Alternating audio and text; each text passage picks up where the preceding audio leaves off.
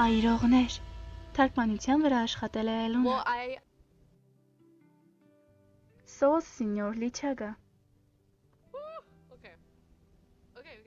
Լավ է, ես կարծում եմ կարող եմ դիմանալ։